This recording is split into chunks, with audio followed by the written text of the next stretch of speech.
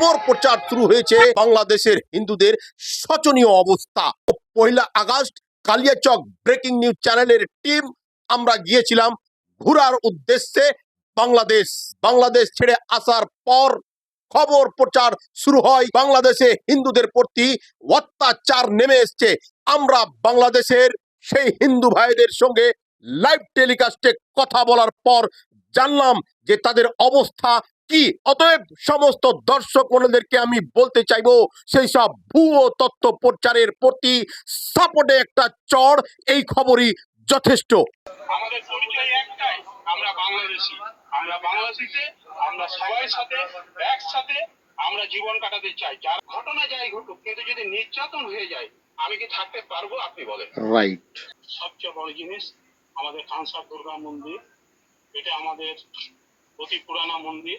এই মন্দিরের পুজো আমরা মন্দির নতুন করে তৈরি করেছি। আমাদের এখানে জামাত, বিএনপি, হিন্দু, মুসলমান সকলেই আমাদের এই মন্দিরের দায়িত্ব নিয়েছে। আমি যেরকম চাইছি যে আমি যেন সুস্থ থাকি, সেরকম আপনিও চাইছেন। এটা একটা মানুষত্ব। অবশ্যই সুখে থাকুন, এটা আমি আমার সৃষ্টিকর্তার কাছ থেকে চেয়ে নিব জোর করে। অসহনীয় এরকম কিছু হয়নি স্যার?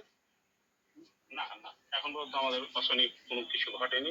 বাংলাদেশের আরো যারা বাংলাদেশি, যারা হয়তো বিভিন্ন সংগঠনের সঙ্গে যুক্ত, বিএনপি, জামাত, এই সবের বিভিন্ন সদস্যরা এরা আপনাদের সঙ্গে বসে আলোচনা করলেন এবং পূর্ণভাবে আশ্বস্ত করলেন যে আমরা সকল বাংলাদেশিদের সাথে। এরকম ধরনের আলোচনা একটা হলো স্যার?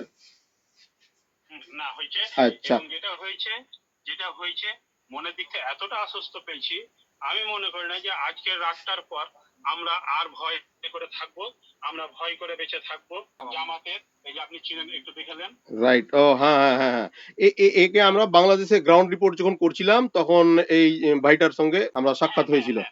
এ আমাকে এমন ভাবে আশ্বস্ত করেছে, ও সোজা কথা বলেছে, আপনি আমার কাকু না, আপনি আমার আব্বা। সমস্ত বাংলাদেশি ভাইদের একটা ইমানি দায়িত্ব, যারা নিজেকে দুর্বল মনে করে তাদেরকে সম্পূর্ণভাবে সুরক্ষা দেওয়া, নিজের জীবনকে বিপন্ন করেও। এটা মসজিদের প্রচার থেকে আমি শুনতে পেয়েছিলাম।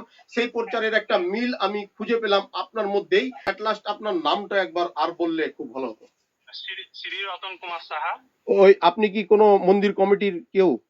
হ্যাঁ, আমি সেক্রেটারি কোথাকার মন্দিরের? আমি কানসার বাজার, কানসার সার্বজনীন দুর্গা মন্দির, আমি সেটারই সেক্রেটারি। আমাদের ভারতের প্রতিবেশী রাষ্ট্র বাংলাদেশে আমি আমার বন্ধু বান্ধবেরা আবার খুব তাড়াতাড়ি আসার চেষ্টা করছি। সরাসরি আপনার সঙ্গে কথা বলবো। আমার দোকান আছে, আপনি এক কাপ চায়ের জন্য দাওয়াত রইল, আপনি অবশ্যই আসবেন। অবশ্যই, আমি ইনশাআল্লাহ। ইতিমধ্যে এখন আপনার কেমন লাগছে? আপনাকে কি কেউ হুমকি ধমকি আপনার যে মন্দির এটাতে কি কেউ আক্রমণ করেছে? না, এটা বিগত সময় কোনোদিন করেনি, এখনো কেউ করেনি। আর আশা করি আমরা যদি সম্পৃক্ত থাকতে পারি, ভবিষ্যতে কখনো আমরা এই মন্দিরে অথবা। বর্তমানে হচ্ছে কানসার সার্বজনীন দুর্গা মন্দির, জামাত ইসলামের চেয়ারম্যান সেফল ভাই আছে, পরিদর্শন করতে এসছে। হুমকি ধামকি এইসব বিষয়ে ভারতে অনেক নিউজ হচ্ছে।